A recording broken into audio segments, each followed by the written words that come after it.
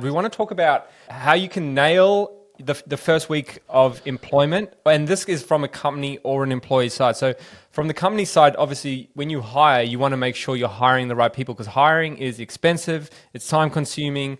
And if you end up with a dud, everyone's going to have a bad time. And a dud, just to outline what that actually means, is it's just not a right fit for the company. A person can work in multiple different companies and everyone has different expectations and everyone wants to work in different types of companies. There are some companies where you can cruise and that's kind of what they want and that's the vibe and they want. There are some companies that are super high performing and they expect, 12 to 16-hour days from everyone. And, that's how their company works. So the different people might not fit. There are some companies that are just a normal company and just expect an 8-hour day. So you got to find the right company for you and the company needs to find the right employee for them. So that's the first thing. So I think we got 3 points that we kind of think it kind of boils down to and how to actually get there. But I think the first point straight off the bat, so we can get started straight away, is the interview. So we like to think about the interview as the sale. What are our thoughts, boys? Do you want me to take it from there? Sure. What are your thoughts? I don't know. I thought you were just gonna just I be can just talking. do the whole Just video. no, yeah, just do it solo. Well, let's talk about what we did differently this time to what we have done in the past that we really liked. We spoke to each other prior to interviewing Zach, for example, and said we don't want to sugarcoat anything. We want everything we can to be discussed up front as openly and honestly as possible so that there is no gap between what we expect and what we expect. And I think that worked really well by doing it in advance and not springing it on someone. We didn't have to in this case, but you would filter out the wrong people much earlier. If you try and avoid being real about things, and those real things come up later, it's going to hurt you more. So that would be my favorite thing about what we've been doing this time around in the interview process. We were like very clear about what it was going to be, what we were expecting. Yeah. It's like in sales, especially, it's like establishing expectations, right? It's like, this is how it's going to work. Because there's a lot of times, like I know in the beginning, when you first started hiring, like years ago, I remember when you're so, I guess, self-conscious about your business and you just want to have these people and you can start like making it sound better than what it is, right? Like I remember even when we started doing signboard installers, like in the beginning we kind of, just said, that's a cool job. It's a great job. And then later on down the road, we kind of go like, it's a really bad job. It's a hard job. It's crap. Like you go out in the rain, like you start establishing those expectations. The person can then make the decision whether it's for them or not, right? And And I that was think, because we see people burn out over time on that job. So it's like we were better at addressing it in advance. yeah, and that's why we want to share this with everyone else as well, is because this is not the first time; it's the second time around, and after many years. But figuring out and saying this is the job, and especially in a startup, it's like you're not signing up to a role. So there's a big difference between corporate or enterprise and a startup. Startup is you don't sign up you come in as a role, but you need to be ready to have any role, and there's not as much structure, right? We're still trying to figure out processes and patterns, and things need to be solidified, and especially right in the beginning. But actually communicating that and making it like, hey, like this, you're not going to get the biggest pay in the world. You're not going to have a set role that you can just like check and set and forget. You become someone who needs to wear many hats. And that doesn't suit most people because there's uncertainty because it's a startup. Like, is it around in 4 years' time? We don't know, but we want it to be. So all those things need to be communicated very clearly. And then you let the employee basically decide whether or not it's for them. What was it like for you, Zach, on the other end of that? Yeah, on the interview process. I Mm. think, yeah, honestly, I'm glad you guys brought it up because that was the part to me that stood out the most. Because I am a hype man by trade. Like, I like talking about the good stuff because I'm like, this is where we're going, this is what we want to do. Um, and I learned a lesson just by being with you guys that actually you can be both. Like, you can be like, hey, we're excited about building something, we want to do something big. Here's numbers we'd love to hit, etc. But also, there's a reality of it, and it's the risk still, which is all of this. Do you think you can do your thing within that? It's like, okay, yeah, that was more what I had to work out. I never at once had a like missing clarity, or more importantly, never felt like I just couldn't ask. And I think that's Mm. because you guys were honest first. So there was a trust thing. I mean, we obviously had done some work before. We've had good conversations, hard conversations previously, so that helped as well. But there wasn't a point where I was like, okay, I think they're telling me this because they just want me to know. Like they just actually, and Daryl, for example, talking about what stock options are and how that works for you guys and what that means for you guys, going above and beyond on that, I was like, oh, okay. Like it's not even, this isn't even really about the role itself. This is about the people that I get to work with. So I just think I agree, man.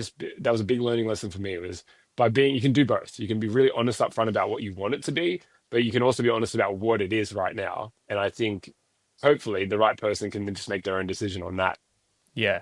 It's really like, Yeah. because you want to, it's hard when you hire, because you want to hype up the role too, because you want to hire the best talent.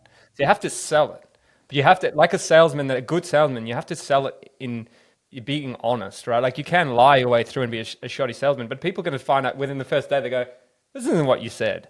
And then they're going to churn and you're going to have wasted all their time, especially if you're using recruiters or something, you're going to be dropping money left, right, and center. So, I think setting that foundation in the interview is very important and making sure you spend the time to go through and make sure, like, we always go back to this, like, if it's not a hell yes, it's a hell no. And that is so hard to actually implement in real life, I think, because sometimes you need people just to fill gaps, but it can really set you up for failure, I think, in the long run. And it's something that we like, yeah. There are different tiers of people. So there's always, yeah, in a business. So you got to figure out how that is. But I think for definitely top tier talent, where you want them to, like I said to Zach as well, we were talking about yesterday, it was like, you want the new people to lift the team. So instantly, as soon as you feel that person come in, they're lifting the team and bringing them up. So that's the interview. So you try and do that as best you can. And in the end of the day, you're dealing with people. So don't look at resumes so much. Try and figure out is like this a person I can actually work with, and also see like one question I really want answered also early on is like how do you handle confrontation, because it's going to happen. And what's your go-to? Like, do you go straight at it or do you back away from it? And like, do you understand that, because there's definitely a lot of things that could come out. You don't want it to all melt down. Yeah, Uh, dude. I gotta jump in on that real quick because yeah. that was the one question I remember most from our time together. And to be fair, I feel like our interview was unusual than most interviews because I was like, I'm gonna come down and see you guys and let's chat it out. So we end up, how long did we hang out for, Daryl? It was like literally like 14 hours or 12 something hours, straight. yeah, 12, 14 hours. And even seeing Ken, we were all just hanging for like 6 hours, and so it's obviously different to most interviews in that sense. But the one thing that stood out from all the great convo was like, yeah, Ken asking me, "How do you handle confrontation?" And it made me realize that I even getting asked that triggered a confrontational thing for me, which is so weird because I actually don't handle Fight confrontation or that flight. bad. Yeah, it was like this moment of like, why is he saying that? Do I look I like I should handle it run. badly? Yeah. But it Zach was just actually runs great off because over the hill. not well. Peace. um, Like but I just think that this. that was my favorite question you asked, dude. Because for me, it was like the one I sat thinking about on the plane is like, actually, how really do I handle confrontation? Where could I handle it better? Because again, it's an increase in trust. It's like, okay, if we have confrontation, there's got to be a reason here. So like, I'm not just getting sad about it, but actually dealing with it. It was just a good reminder for me. So I liked the harder questions like that. Yeah. Um, I can see why some people might not, but for me, that showed more about where your head was at than even where my head was at, which was dope. Cool. Yeah, I Excellent. love it, Love bro. it. That's the interview. Moving on, we have this is something that Daryl did, and I was just so this was like a massive massive level up. Like for me it was just I was like game changer. Was he sat down and he built out the first 90 days. So he broke it up into 30 days, 60 days, 90 days of the role and really fleshed it out. And it's so good at just establishing expectations. So Daryl, do you want to just take that one because obviously it was all your work, so I'm not going to take credit for that. Yeah. Well, it was my work, but it was prompted by you because you said that you want to know what we should know what he's actually going to be doing, which I think is a very fair point if you're going to be hiring someone. So at the moment, we are all thinking when we're hiring, would we spend this money if it was our own money the business was making? And do we need that person? What do we need that person for? And can we not do it anymore? What benefits are we getting? So the 90-day plan was centered entirely around that. It was in the first stages, we want to get as many of the things that will free up our time off our plate as possible. And then in the next 30 days, it was about establishing systems for growth. And then 30 days after that, it was all written from like things that I knew we needed, plus ChatGPT to put it into a framework and then go through and edit it all. The important thing there is that it doesn't matter if that's not what ends up happening. Mm. The important thing is that you get that sorted out very early, because this is an expectations thing. So on Zach's first day, we had an initial onboarding meeting, and then we talked through that entire thing. And there were plenty of things that can be changed in that. It doesn't matter, but everyone knows what was talked about, because I've done this in the past where I just don't really know exactly what the deliverable I'm meant to be doing is, and then you feel a bit lost, and like I didn't want anyone to feel lost or not know what they were doing. And I thought it would be super useful just to fall back on if you're ever like, oh, what was that? What was I like, sort of, what was my core focus? And it's nice to just have something written down, like, oh, I'll just fall back on that. It's so powerful actually. Even just talking about that core focus, because you can see as you go, the week progresses. So we're first week in, so it's very fresh, which is really good. But like we can see like things come to the plate, like oh, should we do this? Should we do that? And then it's really good sometimes just to quickly go back. What's the core focus for the first 30? Let's focus on that, because there's so many things especially in this period. There's so many things you could do, but what is it that we want to do? Because we have to choose basically one real solid thing. And I think for us overall, it's like we want to get our Clipflow YouTube channel or our content going, and that's the focus. Because there's so many things we can get really distracted, just trying to implement heaps of things, but we can just focus on one thing, and that just kind of brings you a little bit of a north star, corporate speak. But it is so. I love that. I think that was so good. We've been doing it for the engineers and stuff, and I think it's just good because we can all go and go, yep, I agree that would be worth the first 30 days, the first 90. That would be like to spend money. If that was achieved, I would be happy as a company. And then as an employee, it's like, these are my expectations. Can I do them? Right? Overall, like, I freaking love that thing. So it's all about expectations and communication in the end of the day. I think in the end of the day, it all really boils down to that. So yeah, excellent. From there, that was day one. We have the actual week of execution, right? So this is something that Zach did. I already spoke about this before, but it just blew me away. Was coming in as an employee on day one, like really prepared for the job. And this is the same thing people say about interviews. Like you go into an interview knowing about the company that you're going to work with, knowing about the people who's interviewing you, because it just makes you look way better than everyone else. But like rocking up on day one and then having a full plan, having drawn up things in Figma, which you don't even know how to use yet, is just so impressive. Like, because it just leaves, like, it makes everyone, like the employer as well, goes, man, I made the right decision. Like I've made the right decision. This was the right decision. And it just sets the whole trajectory. It's just that whole thing. It's like onboarding in Yeah, I was a going to say business. that. Yeah, Same thing. Like you're yeah, establishing expectations, and everyone's just like, I feel like I made the right decision. And that's what you want, because then the whole relationship, it sets a tone, right? So yeah. just working from there is amazing. And then, yeah, how do we handle a good first week, Daryl? Like one thing, but just before I pass it over, is you said it, and it's like, if people don't make us feel like this in the first week, it's a no. You want to be able to fire fast. If someone comes along in the first week and is completely not what they are in the interview, you should snap it off there. Like it sounds ruthless, but if you want to work with an A-player team, I think that's. Yeah. Yep. So yeah, what do you guys reckon is the best? What's a great first week look like? For me, obviously, with the opening of someone who's been thinking about the thing prior to being paid to work by the hour is obviously a big thing. We're in startup land, so it makes a bit more sense. But you can see that in bigger businesses as well. When someone comes in and they've already thought about the job they're doing and they got enough information from the interviews to know what they were going to be working on before they were even hired, so that they could think about it.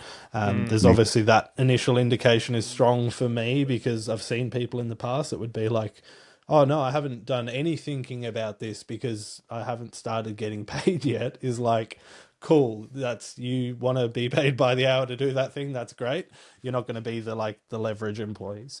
Good first week, good onboarding. For me, it was like the things that I saw that worked really well were I could pop in when I needed to and advise when I needed to, be advised in reverse when I needed to, and just take the thinking out of it and see that things are happening. Which I don't know if it was because we already knew what we wanted to be doing or because the plan was there or what it was, but it was all working. Love it. Yeah, Yeah. sick. What about you, Zach? What's a good first week? Dude, so I guess a good first week from being so this is for more context. I'll probably say this 1,000 times, but this is my first full-time job, which is Yep. crazy, like almost 30. Um, so for me, this was a sick first week because it just felt like like feet on the ground, let's go. Um, and I guess it really does come down to heaps of clarity in the interview process, and then having those kind of expectations set on that first day. I mean, I was just pumped when we did our first day chat. I was just like, sick. I know what I could do this week. Like it was almost a straight away moment. I For me, knowing next week, like we can keep it up. That's what I'm excited about. So yeah, I guess my one thing with the first week was, do these guys have clarity on what they want? And I obviously knew that from the interview process, but for me, that was the biggest thing. I remember saying that to my wife. It's like, I love what they're building. It's like, do they have clarity on why they're building it and how they're going to build it?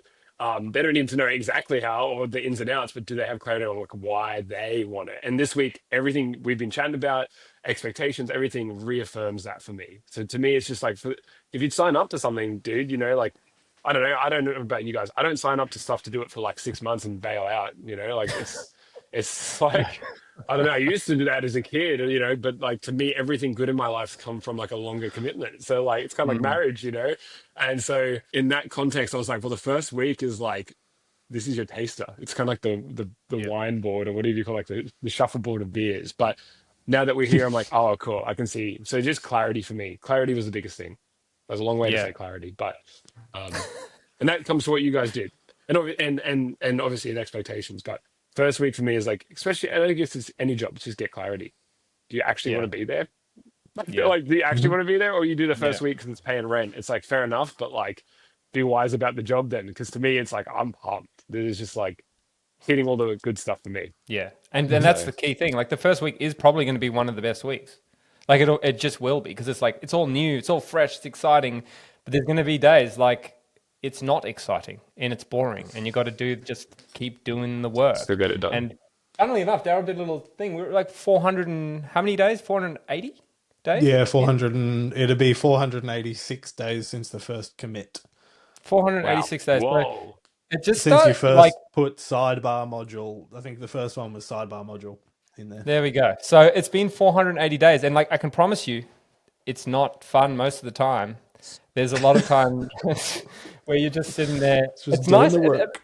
You're just doing the work. But if you have, that's why we really want to establish also for us was important to like start talking about what's our mission.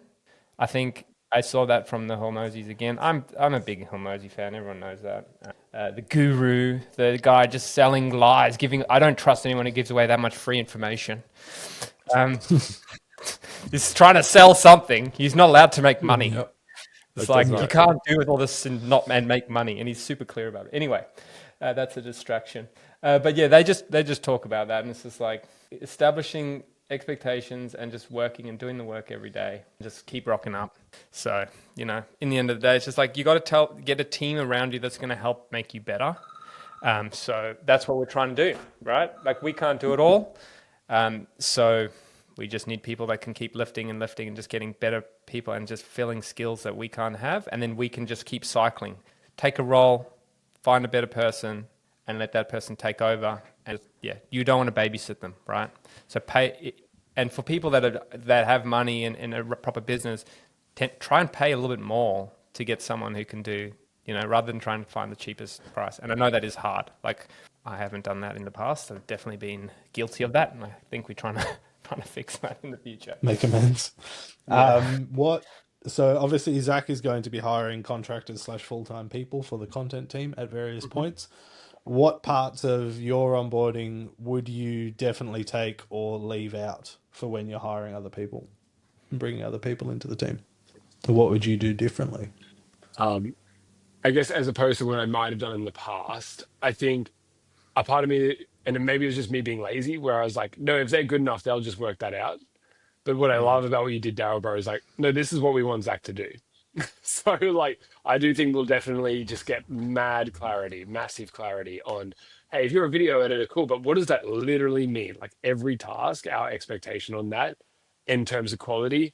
Um, and we had a good Slack thread about that You guys turned it into I think you turned it into a tweet just around that whole creativity and discipline thing. But that to me is where that comes from. It's like, well, if they know that this is the standard from day one, so definitely big on expectations for us on that. I also think I don't know if it was on purpose, but it was actually awesome taking all of my expectations and stuff, all the expectations you guys had for me, and me putting it into our system. So using Linear to track stuff because it made me have ownership on it. So it was Mm. like, hey, this is the thing Daryl put together. Awesome. I'm going to take those things and package them how I understand them into a system that I'm now responsible for. Because I log into Linear every Hmm. like 30 minutes to be like, where can I move the needle? You know what I mean? Like, where can I Hmm. move the needle?